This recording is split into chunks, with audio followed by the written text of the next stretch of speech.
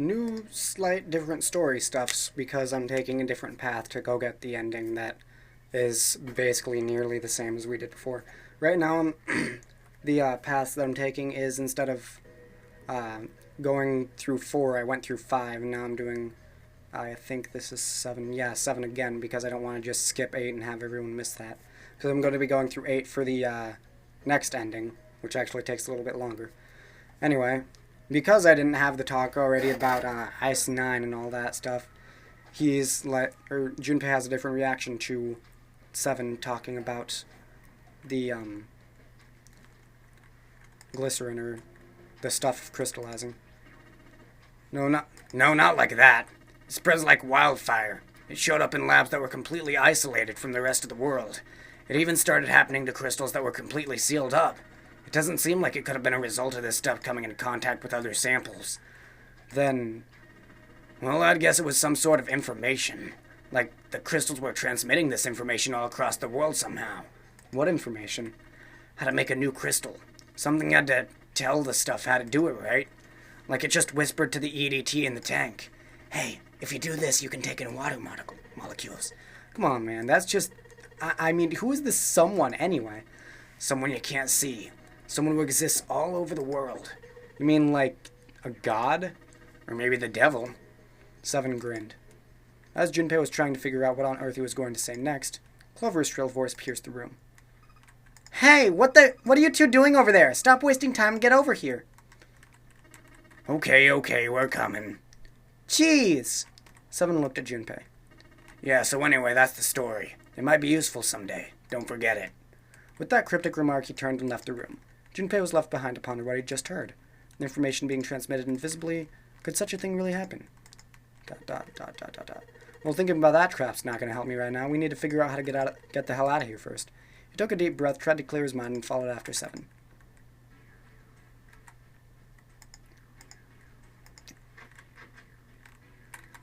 Wait, I have the key for that. Let's just go through the rest of this. You really haven't missed anything, aside from me going through the rest of, like, the, when you and June are going searching for Snake, I went through all of the options for that, simply so that none of those would appear anymore, hopefully. I found a beaker. Let's reuse items on it.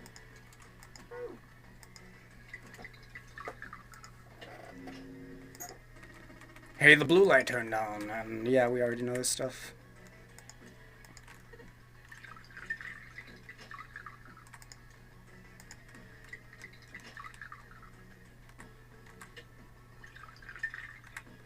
Let's just speed run through the rest of this.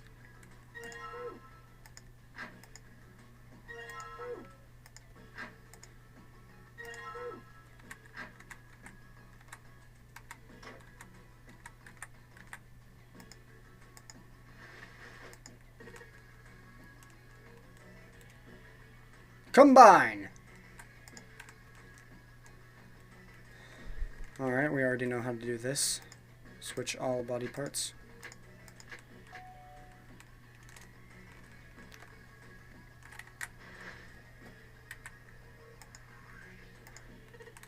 Lid on the scale. There's a key.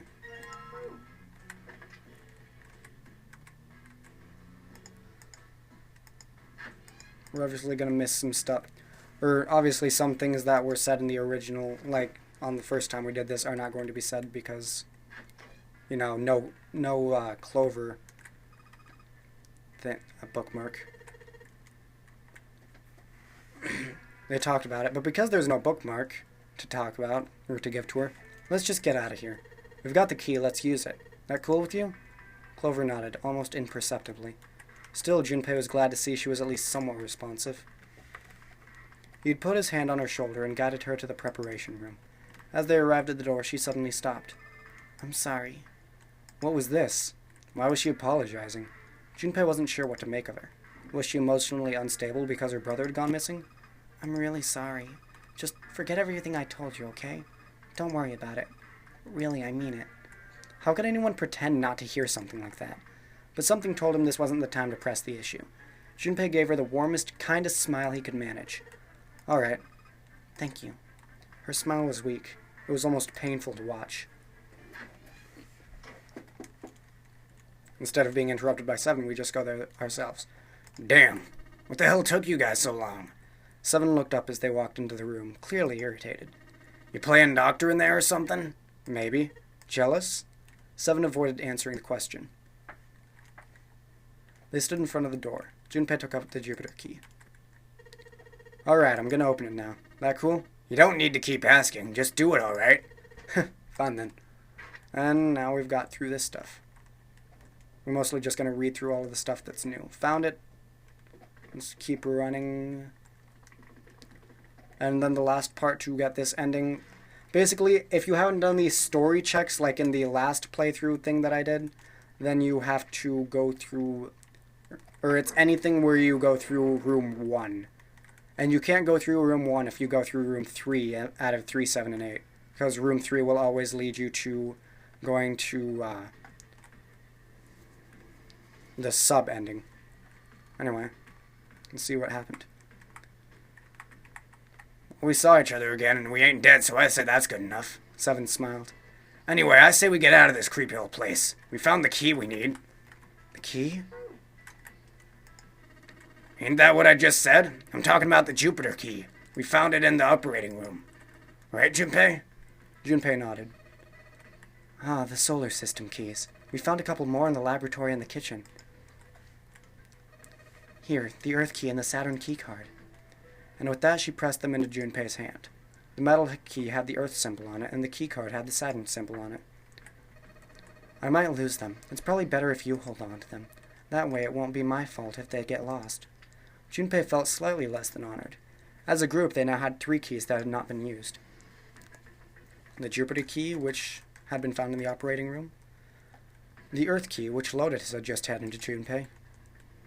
The Saturn key card, which Lotus had also just handed to Junpei. Let's skip through stuff now. We know all this stuff. Just going to be slightly different because we took a different path. Instead of 5-3, we're taking 5-7. So there's some slightly different story stuff, but not much. Of course there's a reason. Let's keep going. Keyholes. Sorry if this is boring, I just figure I don't want to like have to splice a video by doing stop, play, because I'm using, I love this part, but I'm using live stream to use, or to record this, so, as opposed to like some video thing, so I can't really like pause recording and then continue. I have to just, you know, stop and then restart. This shouldn't take too long though, because we just went through 1, so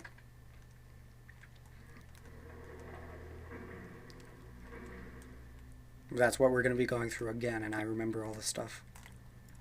Hell, I went through it like half an hour ago. At max. Anyway, we're going to be going to some door, I guess. Where did we go? Sorry, Snake is dead. Differ. Go look. Smells horrible. Holy shit. Blood. Anyway. None of that awkwardness is there. That sadness. Somebody put him in there. 81 seconds. Boom.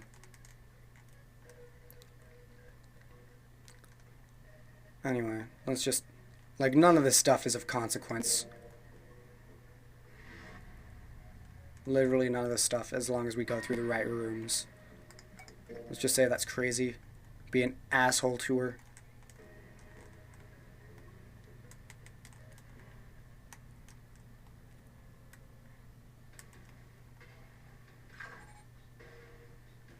Go through there.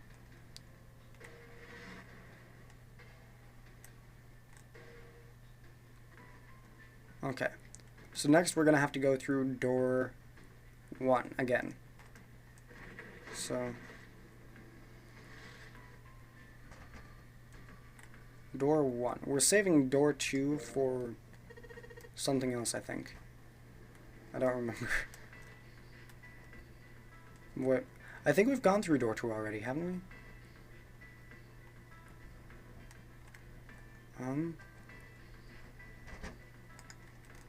Sorry. Trying to remember. Pretty sure we've gone through that door.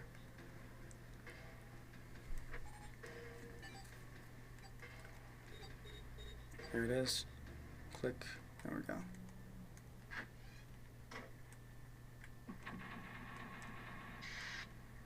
Let's just solve this puzzle really quick. By the way, this is going to be the one that we do for the final ending. We're going to be going through what we did for the coffin ending.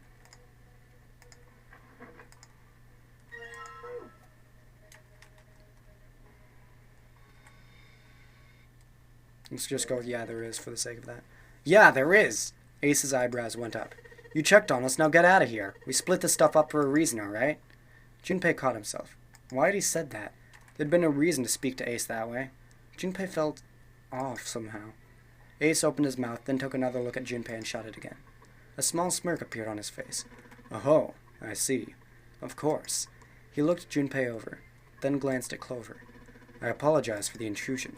Well, best of luck. Okay. Now we can go to skipping things. For no reason he could fathom, Junpei had began to hurt. A sharp, piercing pain. A sharp pain in his head.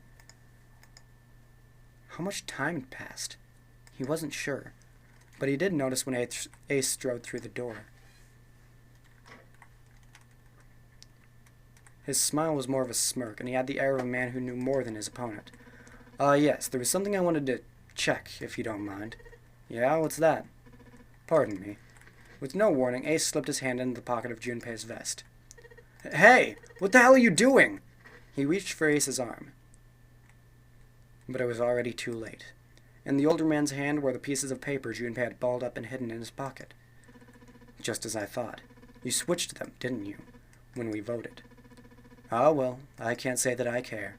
I managed to get through the numbered door I wanted, despite your mischief. Why did you...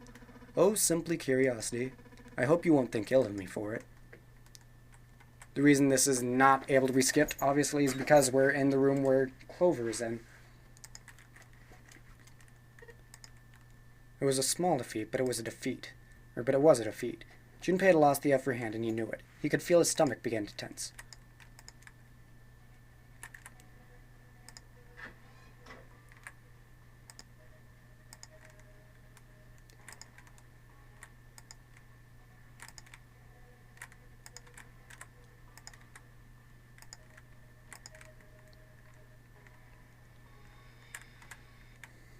That's probably what we need to do. Okay. Now that we inspected that, we can do this. Okay, south.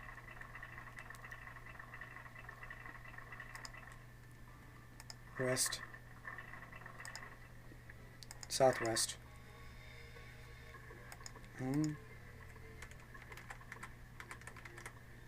Poop. Okay.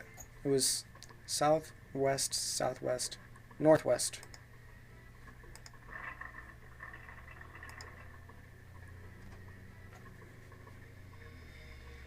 South, west, southwest, northwest, east.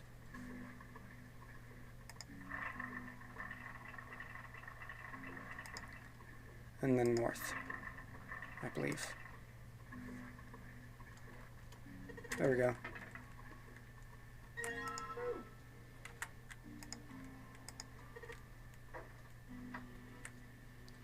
Full, half, slow, full, half, dead, stop.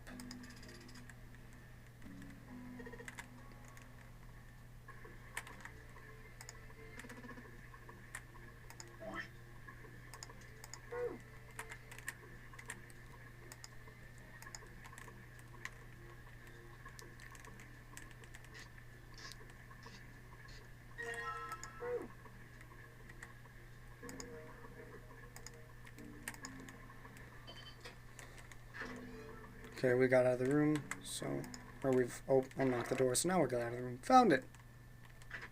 Now open the door, found this room. Holy shit, dead body. Axe. 0.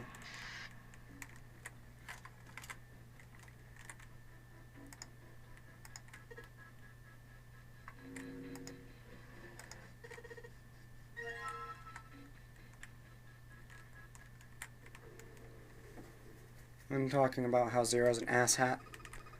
I know it's important to hold on. Let's see what was right before this. There's no way that's him. Didn't I already tell you? 0's one of us. Yeah, right. I know it's important to figure out who this guy is, but don't you think we should figure out how to get out of here first? But, please, I don't want to waste any more time. Clover looked miserable, as if she could start crying at any moment. Junpei just didn't have the heart to tell her no. Alright, sure thing. Was his mind playing tricks on him, Junpei wondered? For a moment, he could have sworn he'd seen Clover's smile. We've already checked the drawers, so... Next is to find the music box, which is right there. And small screwdriver, which should be right there.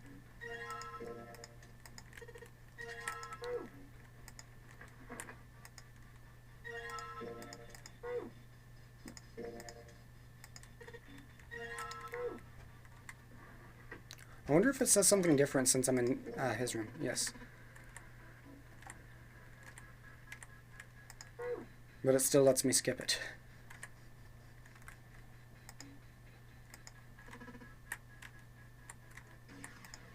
Alright, this is what we need. Paper. Combine with...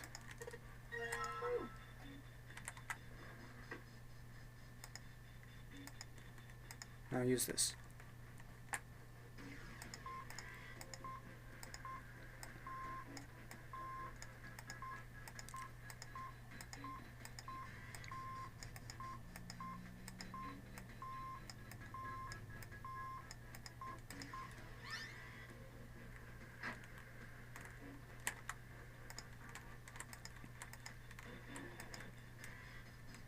Strange hieroglyphs. Okay. Junpei reached down and picked it up. The cover read, all ice. But was it supposed to say all ice? There wasn't a space between the L and the I.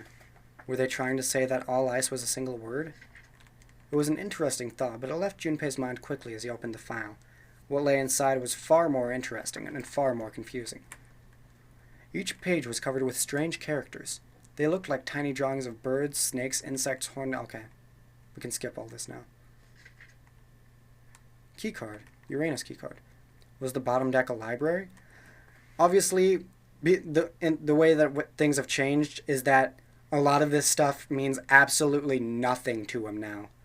The library isn't the forest of knowledge because I didn't really talk to Seven about Sir Gordain or anything like that. Whatever might be there, however, would have to wait. At the moment, there was nothing Junpei could do. He gripped the keycard tighter and shoved it deep into his pocket. Oh hey, the key, I need that, kind of.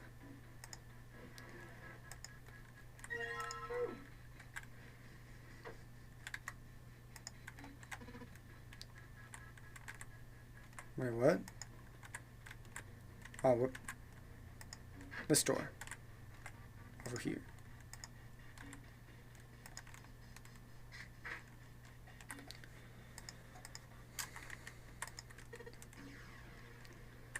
Three, 5, 1, 4, 2, 7, 2, 4. Enter. Okay. Good job, Junpei. Yeah, and stuff.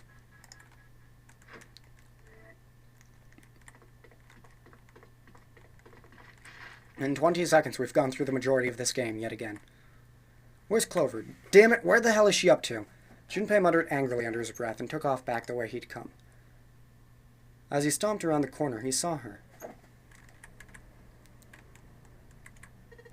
The hell is that? What? You've got something in your pocket. What is it? Oh, this? This is... I wonder. What the hell?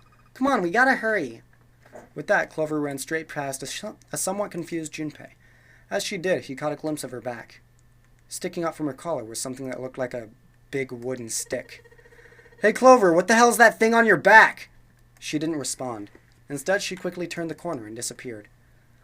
"I'm sure you know where this is going by now." Junpei did his best to convince himself that it would make sense later and ran off after Clover. Junpei pushed through the door and found himself in a large room with a large set of stairs. It was just what he'd expected to see after reading the map. His "I see" after reading the map himself meant that Ace had probably realized the same thing. Junpei looked around, but Ace was nowhere to be seen. He put his hand on the handrail and leaned over to look down. There he was. And not just Ace. Santa, June, Seven, and Lotus as well. Junpei and Clover glanced at each other and hurried down the stairs. They reached B deck at the same time. I'm not sure when this is going to start Okay, right here, apparently. "Jumpy! Clover!" June's face was excited. Something had happened, that much Junpei could tell simply by looking at her. "What's up?" Given their situation, he was not inclined to be excited about sudden developments. June, however, couldn't contain herself. "We found it!" "Found what?" "We found it!" "What did you find?" "The last door! We found door 9! What? Come on, just follow us. We'll explain it on the way. Okay, let's go. Seven turned and jogged off down the stairs. I don't know why I can't skip this, considering I've seen it. "We finally made it." The relief and excitement in her voice echoed what each one of them felt. "Yeah, it's finally time." Junpei wasn't quite ready to believe they'd really done it, at least not just yet. Still, if everyone said that it was door 9, then it probably was. He could feel his heart racing. A mixture of anticipation and fear ran through his veins, and he could feel his legs shaking. He was doing his best to maintain a sense of healthy skepticism, but he couldn't deny that the prospect of escape was an exciting one. But there was one thing he couldn't get off his mind. The numbered door could only accommodate between 3 and 5 people. There were 7 of them on their way to door 9. That meant that even in the best-case scenario, there would be 2 of them who would have to stay behind. 2 people. He didn't have any solutions to that problem yet, but he was desperately hoping one would present itself. Junpei looked over at the clock. The hand indicated that it was 4:30. They had 90 minutes before their time was up. "Hey, Junpei! June, what the hell are you two doing? Hurry it up!" Santa's voice jolted Junpei out of his reverie. "Let's go, Jumpy." June took off down the stairs, jogging as quickly as she could. Junpei followed. They were quiet for a while until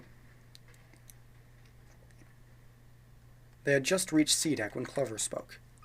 "Hey, what about door 2? Everyone else stopped. They all turned to look at Clover. Seven spoke. "What about door 2? "Door 2 is the only one we didn't... We haven't gone through it, I mean." "Yes, that's true." "Are you guys okay with that? Not investigating it, I mean?" "So what? We found door 9. We don't need any of the other doors." "What's the point? What's the point in going to door 9? We can't all go through it, can we? And we should do what we have to do before we go any further. It's like a jigsaw puzzle. The best way to finish it quickly is to do the border pieces first, you know? Or what? You think all 7 of us should go through door 9, and then we argue over who stays behind and who gets to go? Do we really want to do that again? Who knows, if we check out door 2, maybe we'll find something. Maybe we can find a way to get all of us out. I don't know what might be in there. We might not find anything, but don't you think it'd be better at least have a look? I mean, am I wrong? Does that sound wrong to you guys? I like how they all have different pitches of text. Yeah, you do have a point. The others nodded in agreement. The last time I checked the clock, it was 4:30. It's not like we've got a lot of time, but if we're quick about it, we might have time to take a look. You're right. Let's go take a look at door 2. They were back in front of the elevator. Nearby was the large hospital room. The elevator could take them down to door 2. After a few minutes of discussion, they decided that Clover, Santa, June, and 7 would go. 4 plus 3 plus 6 plus 7 is 20. Basically, 4 plus 6, 10, 3 plus 7, 10. So 20. 2 plus 0 is 2. Alright, let's get going. I'll see you later. Okay, be careful.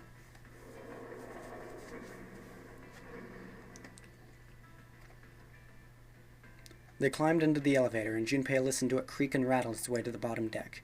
Only Junpei, Ace, and Lotus were left. Hold on. 1, 5, 8. Can't really do much with that. As the elevator rumbled out of sight, Ace spoke. Lotus, would you be so kind as to go with me? Go with you? I didn't think people still talked that way outside of the 1950s. Well, I'm a mother. Would that be a problem for you? That wasn't what I meant to... I was hoping you would come with me. Seriously, though, I was kidding. So where was it you wanted to take me? It was something I wanted to show you. Hey, man, what the hell? I'm not important enough? Well, it's not like that. Once I've shown Lotus, I'll show you. Really? Of course. Ace's smile was friendly. Fine. Do whatever you want. Thank you. Are you coming, Lotus? Fine. It doesn't look like they're going to be back anytime soon. I might as well go see whatever it is you think is so important. Thank you. Well then, shall we go? Ace turned and began to walk. Lotus followed. They disappeared into the hallway on the left.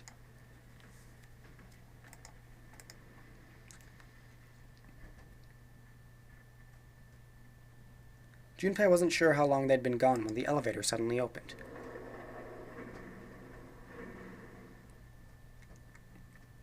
A single person stood there. Clover. She looked at Junpei, then slowly, purposefully stepped out of the elevator. The door closed behind her. Where's everybody else? What happened? She didn't answer. Instead, her eyes swept the room, and then settled on Junpei. Where are Ace and Lotus? Junpei explained what had happened. Oh, then they went over there? Her voice was small and timid. Yeah, I think so. He repeated his earlier question. So where are June and Santa and Seven? Why aren't they with you? You really want to know? There was something wrong with her smile. Yeah. Okay, sure. Here, let me show you. Clover pulled something out of her pocket and tossed it onto the floor at Junpei's feet. He looked down. On the floor in front of him were 3 metal rings. Bracelets. Oh my god. Holy shit. Junpei collapsed. No. No way. This has got to be some kind of joke. This can't be real. Junpei's body felt like rubber. His heart felt like a cold lump in his chest, and his hands shook uncontrollably. Sweat poured down his face. The 3 bracelets sat there on the floor before him. He could see the numbers on their faces. 3, 7, and 6. Lastly, let us discuss how to remove the bracelets. There are only 2 ways to do so. 1, you escape from the ship. 2, your heart rate reaches 0.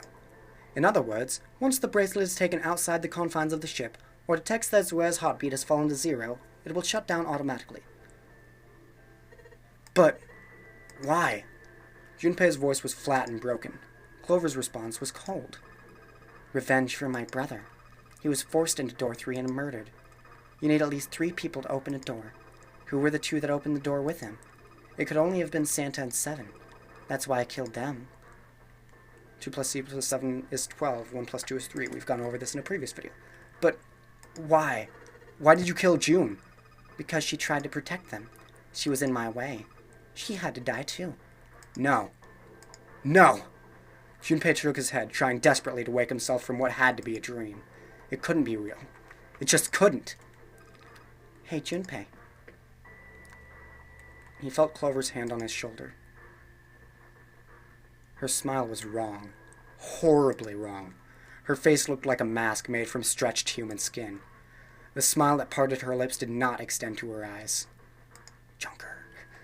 They were dead and empty. The girl in front of him was no longer the Clover he had known. Perhaps she was not even human. Snatcher. That's what she is. Let's go. Her hand reached out toward him. Let's get out of here. Let's leave this ship. What the hell are you talking about? To open a numbered door. Yes, I know. You need at least 3 people. But as long as we have this... Once again, Clover reached into her pocket and pulled something out. It was another bracelet. Junpei could see the number on the face. 0. 0. You got something in your pocket. What is it?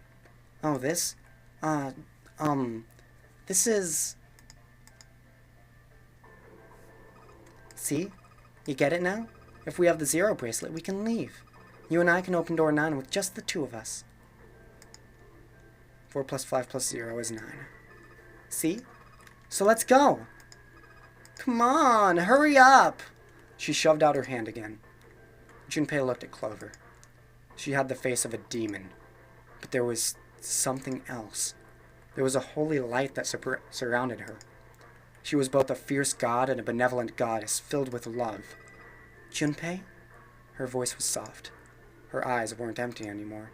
They were deep. So deep Junpei could feel himself falling into them. He felt dizzy. There was something oddly bewitching about her.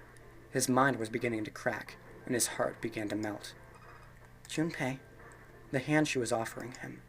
It looked so soft, so inviting. Junpei reached out with his own trembling hand and closed it over hers.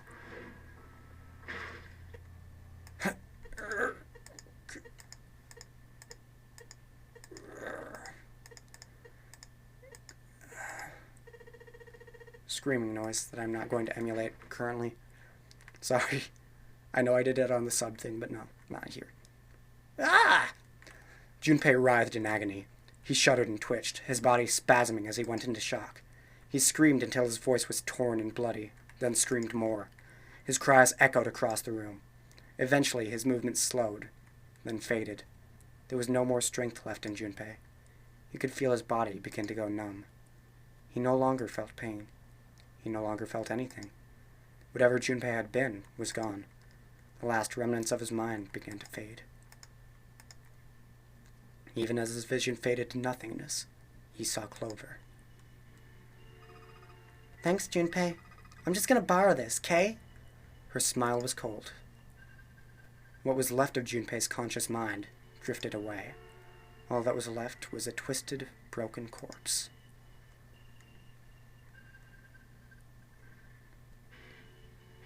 Bad end.